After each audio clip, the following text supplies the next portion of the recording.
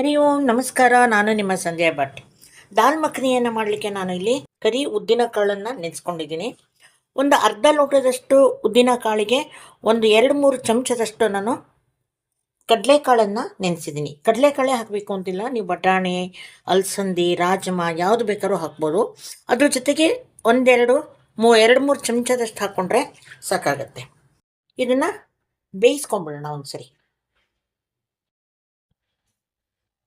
ಇದಕ್ಕೆ ಸ್ವಲ್ಪ ನೀರನ್ನು ಹಾಕ್ಕೊಂಡು ಸ್ವಲ್ಪ ಉಪ್ಪನ್ನು ಹಾಕ್ಕೊಂಡು ಬೇಯಿಸ್ಕೊಳ್ಳಿ. ಅಷ್ಟೇ ಸಾಕು.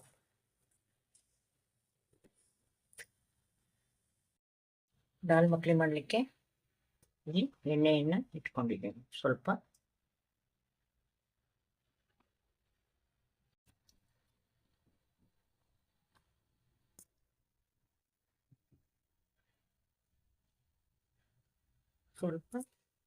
ಕರಿಬೇವಿನ ಸೊಪ್ಪು,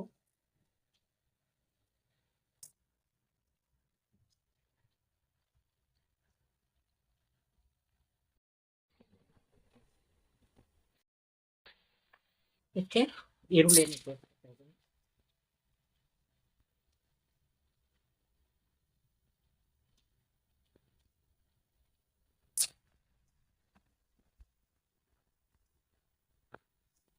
ಇಂಚಿನಷ್ಟು ಶುಂಠಿ, ಒಂದು 6-7 ಎಸಳು ಬೆಳ್ಳುಳ್ಳಿಯನ್ನು ತೊಗೊಂಡಿದ್ದೀನಿ. ಇದನ್ನು ಜಜ್ಜಿ ಈರುಳ್ಳಿ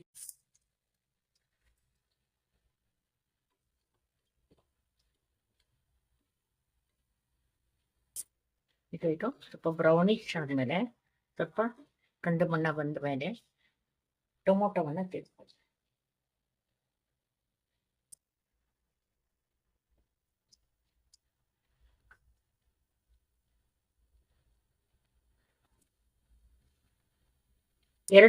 ಮೀಡಿಯಂ ಸೈಜ್ 2 ಟೊಮೊಟೊವನ್ನು ಇಲ್ಲಿ ಸೇರಿಸ್ಕೊತಾ ಇದ್ದೀನಿ.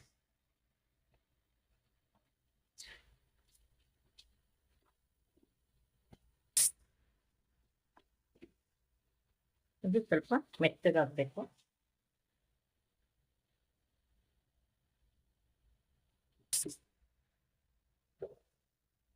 ಚೂರು ಉಪ್ಪನ್ನು ಹಾಕಿ ನಾನು ಇದನ್ನು ಕ್ಲೋಸ್ ಮಾಡ್ತೀನಿ.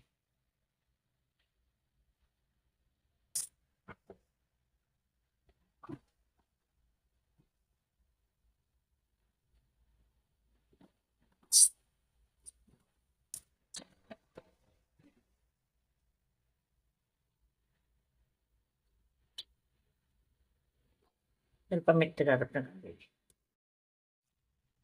ಈಗ 2 ಚಮಚ ಬಿಟ್ಟು ಅಚ್ಚ ಖಾರದ ಪುಡಿ ಹಾಕ್ತಾ ಇದ್ದೀನಿ.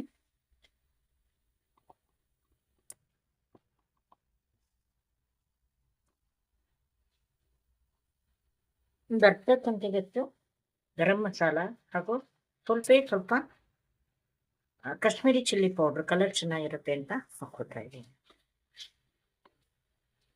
ಸ್ವಲ್ಪ ಘಾಟ್ ಹೋದ್ಮೇಲೆ ನಾವು ಉದ್ದಿನಕಾಳು ಬೇಯಿಸಿದ್ದನ್ನು ಸೇರಿಸ್ಕೊಳ್ಳೋಣ.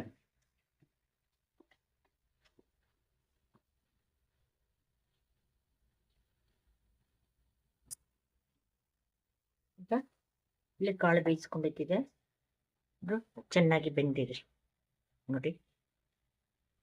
ಮುಟ್ಟಿದ್ರೆ ಹಿಂಗೆ ಇದಾಗಬೇಕು, ಕರಗಿರಬಾರ್ದು. ಹಂಗಂತ ಮುಟ್ಟಿದ್ರೆ ನೀಟಾಗಿ ಹೊಡಿಬೇಕು. ಇದನ್ನು ಸೇರ್ಕೊಂಬೋದು.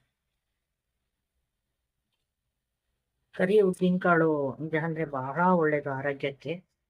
ನಾವು ನಿಜ ಅಂದರೆ ಅದು ಸಿಪ್ಪೆ ತೆಗೆದು ಉಪಯೋಗಿಸ್ತೀವಿ, ಹಾಗೆ ಮಾಡಬಾರ್ದು ನಿಜ ಅಂದರೆ.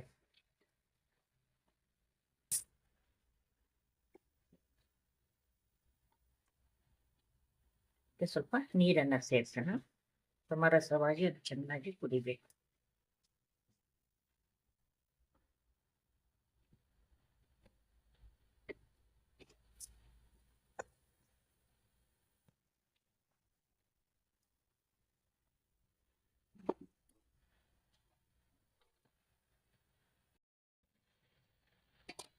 ಈಗ ಇದಕ್ಕೆ ಸ್ವಲ್ಪ ಉಪ್ಪು, ನಾವಲ್ಲಿ ಕಾಳು ಬೇಯಿಸ್ಬೇಕಾದ್ರೂ ಹಾಕಿದ್ದೀವಿ, ಹಾಗೆ ಸ್ವಲ್ಪ ಟೊಮೊಟೊ ಬೇಯಿಸ್ಬೇಕಾದ್ರೆ ಒಂಚೂರು ಹಾಕಿದ್ದೀವಿ. ಹಾಗಾಗಿ ನೋಡಿಕೊಂಡು ಹಾಕ್ಬೇಕು ಈ ಸಂದರ್ಭದಲ್ಲಿ. ಸ್ವಲ್ಪ ಸಕ್ಕರೆ ಹಾಕ್ತೀನಿ.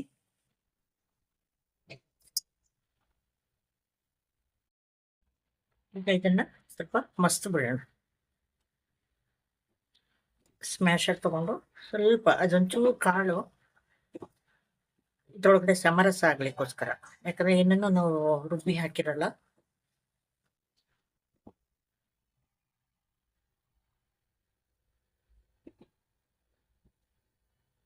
ಸಾಕು.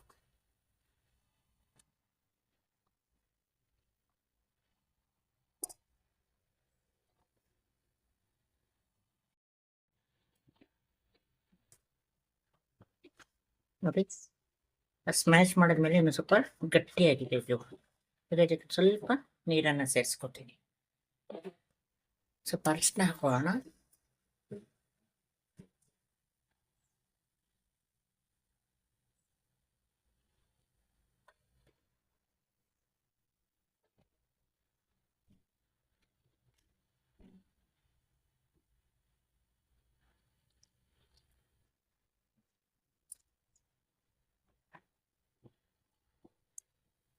ಈ ಸಂದರ್ಭದಲ್ಲಿ ನಾವು ಉಪ್ಪನ್ನ ಚೆಕ್ ಮಾಡ್ಕೋಬಹುದು.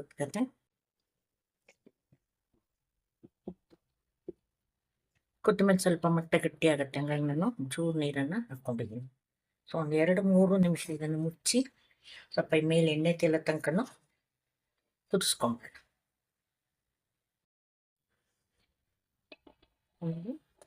ಈಗ ಕುದ್ದಿದೆ, ಸೈಡಲ್ಲೆಲ್ಲ ಎಣ್ಣೆ ಬಿಟ್ಟಿದೆ. ಇದಕ್ಕೆ ಸ್ವಲ್ಪ ಅಲಂಕಾರಕ್ಕೆ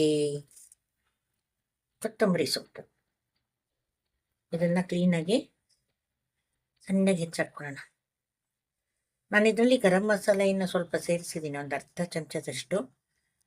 ಸೊ ನಮ್ಗೆ ಗರಂ ಮಸಾಲೆ ಬೇಡ ಅಂದರೆ ಬಿಡಬಹುದು. ನಾನು ಯಾಕಂದ್ರೆ ಲವಂಗ ಚಕ್ಕೆ ಏನನ್ನು ಯೂಸ್ ಮಾಡಿಲ್ಲ ಇದರಲ್ಲಿ. ನಾವು ಈ ಬಿರಿಯಾನಿ ಮಸಾಲೆ ಅಥವಾ ಬೇರೆ ಬೇರೆ ರೀತಿಯ ಗರಂ ಮಸಾಲೆಗಳು ಸಿಗುತ್ತೆ, ಅದನ್ನು ಕೂಡ ಹಾಕ್ಬೋದು. ಆದರೆ ಯಾವುದನ್ನು ಜಾಸ್ತಿ ಹಾಕಬಾರ್ದು, ಸ್ವಲ್ಪ ಹಾಕಬೇಕು. ಘಮ್ ಅನ್ಬೇಕು ವಿನಃ ಅದು ಘಾಟ್ ಹೊಡಿಬಾರ್ದು, ಆ ರೀತಿಯಲ್ಲಿ ಹಾಕ್ಕೋಬೇಕು. ನಮ್ಮ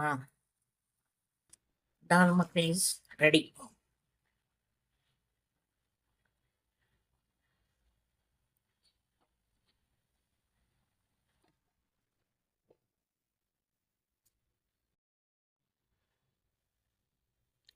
ಮುಚ್ಚಿ ಇಟ್ಕೊಂಡಿದ್ದೀನಿ.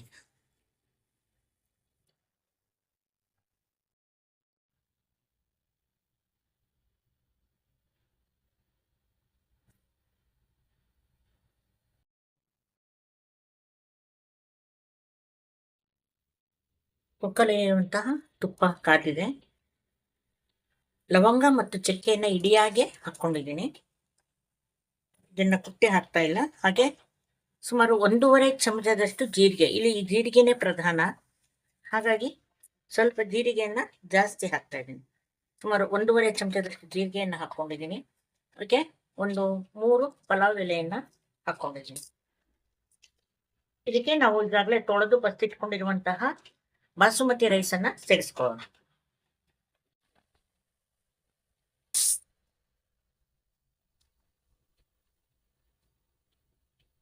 ಒಂದು 20 ನಿಮಿಷ ನೆನೆಸಿದ್ದೀನಿ.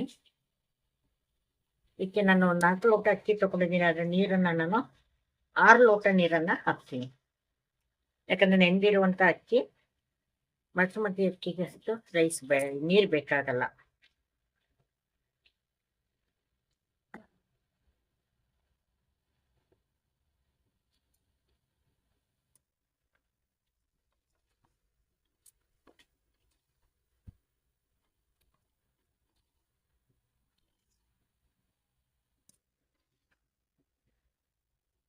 ನಾನು 6 ಲೋಟ ನೀರನ್ನು, 6 ಅಲ್ಲ ಅಥವಾ 6.5 ಲೋಟ ನೀರಿಗೆ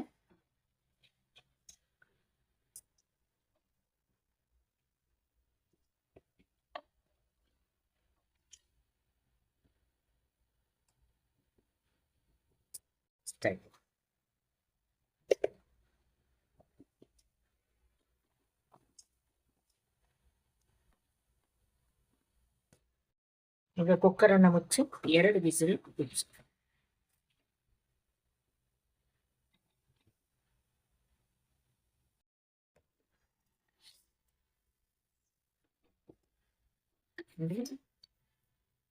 ಹೀಗೆ ಬೆಂದಿದೆ.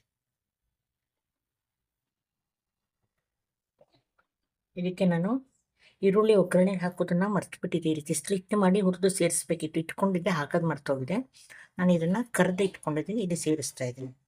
ಹಾಗೆ ಒಂದು ಸ್ವಲ್ಪ ಕೊತ್ತಂಬರಿ ಸೊಪ್ಪು, ಇದನ್ನು ಒಂದ್ಸರಿ ಮಿಕ್ಸ್ ಮಾಡಿ